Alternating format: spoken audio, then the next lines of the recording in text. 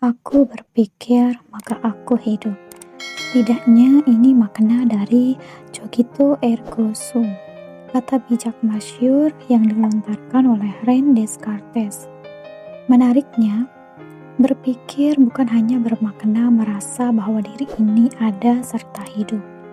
Karena orang yang banyak berpikir tak jarang merasa ingin mati saja. Dengan kata lain, isi kepalanya sedang kusut-kusutnya. Dopamin luput dari hidupnya. Hidup terasa sempit. Maju kena, mundur kena. Terus dengan circle yang sama hingga bosan. Tujuan hidup menjadi bias. Prinsip hidup mulai menguap. Pandangan untuk melanjutkan kehidupan ikut rabun. Bukankah hidup ini dipenuhi dengan pilihan? Bukankah seseorang diuji sesuai dengan kadarnya masing-masing? Lantas, kenapa mereka yang kalah merasa tidak mendapatkan keadilan? Maka berpikir selain menjadi bukti bahwa manusia hidup, ia juga menjadi bukti bahwa manusia punya pilihan. Depresi pada generasi Z. Abad 21 memiliki peradaban yang berbeda dengan abad di zaman pemburu pengumpul, atau zaman revolusi industri dan revolusi kognitif, tanpa terkecuali bagi generasi milenial dan generasi Z yang banyak bersenggama dengan media sosial. Semakin maju peradaban bukan berarti menurunnya tingkat stres, depresi pada manusia. Sebuah realita bahwa yang bertahan adalah yang punya ketabahan. Rasa mudah mengeluh saat kendaraan terjebak kemacetan, antri saat mengambil dana bantuan yang menunggu lama, proses pembuatan KTP dan sejenisnya yang memakan waktu, pasangan yang suka bertengkar, bahkan hujan tak jarang dihakimi karena telah mengacaukan jadwal temu atau pandemi yang merusak segala-galanya. Manusia selalu berpikir untuk memilih sesuatu yang akan menguntungkannya.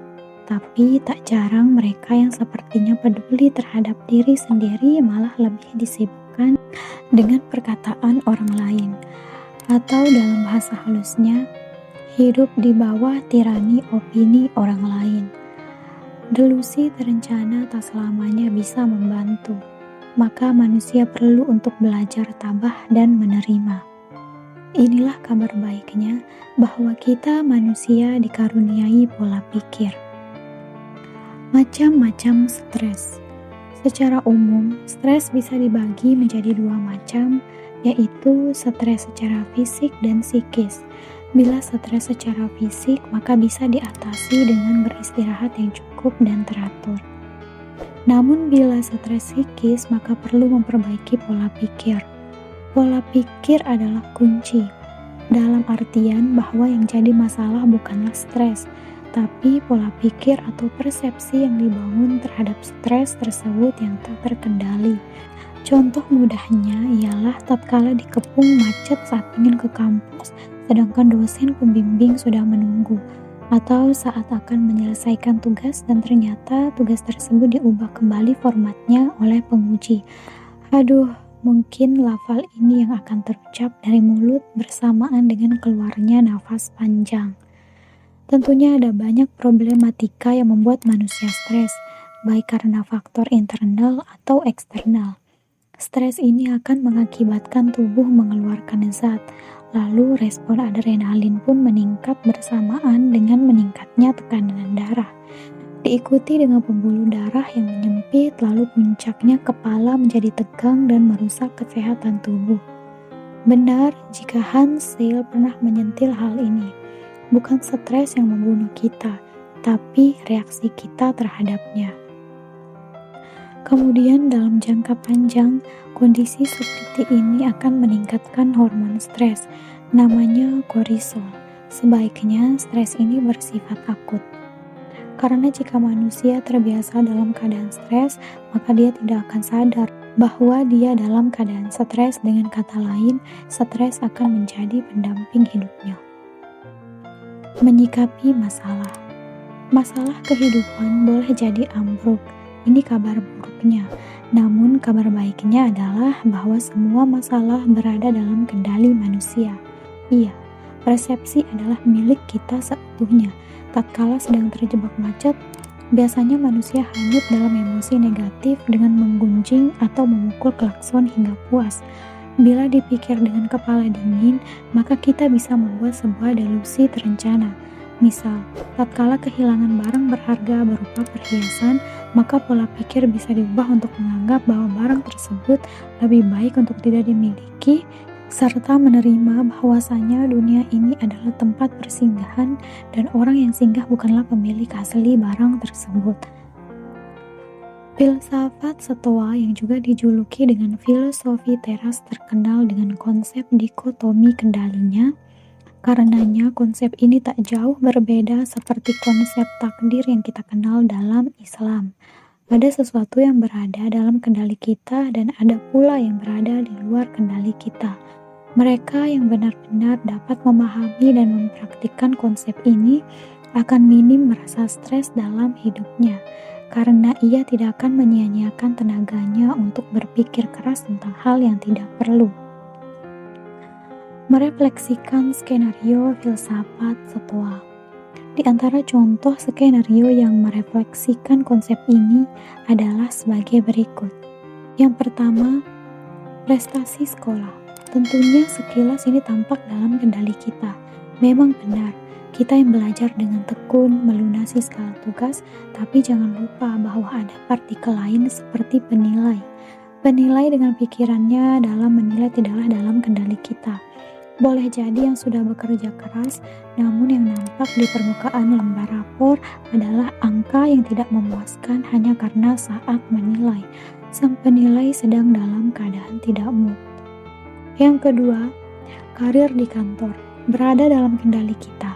Kalau ada banyak hal yang juga di luar kendali seperti subjektivitas, penilaian kinerja yang baik, kolega yang dengki, sikon pasar yang berubah-ubah. Yang ketiga, relationship. Kita bisa berjuang mendapatkan hatinya, memberi salam di pagi dan malam hari, mengirimkan coklat kesukaan, bunga, serta bersafari menikmati alam.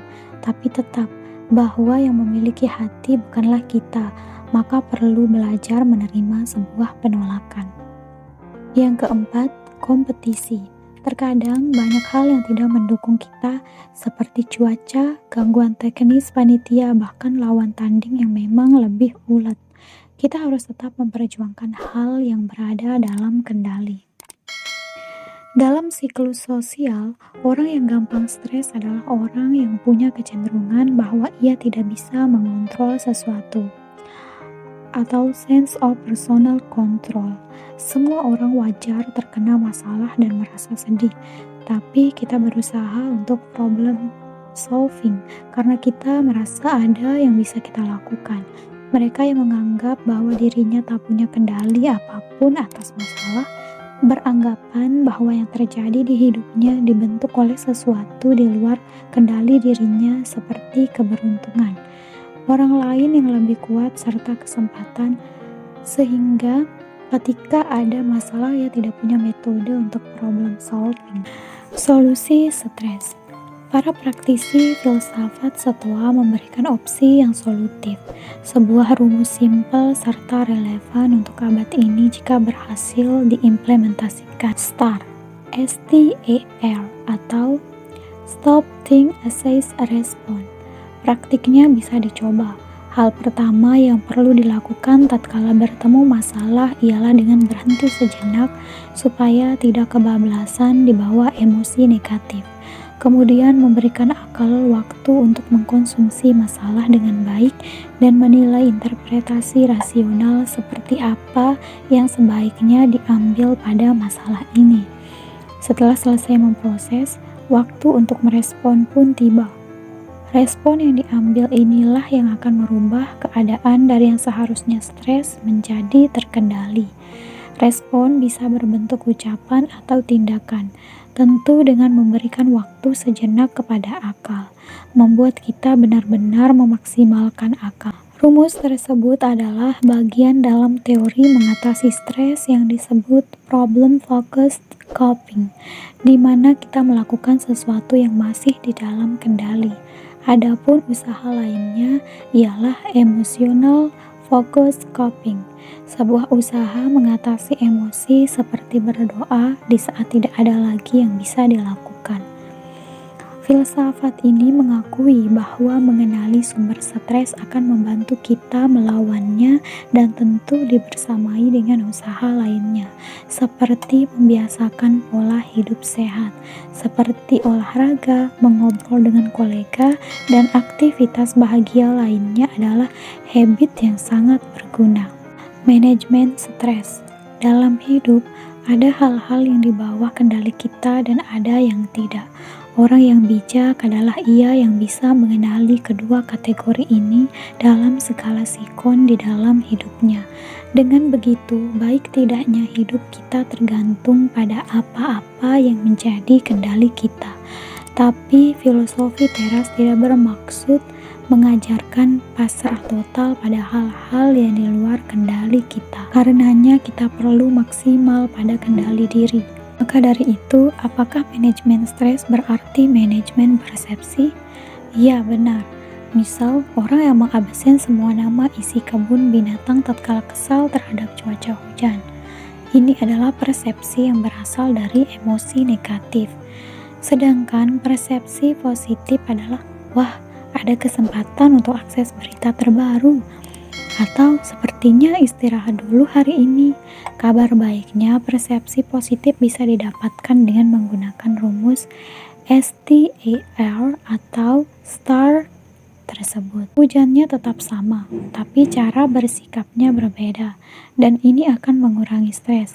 Mari menjadi praktisi filsafat setua bersama.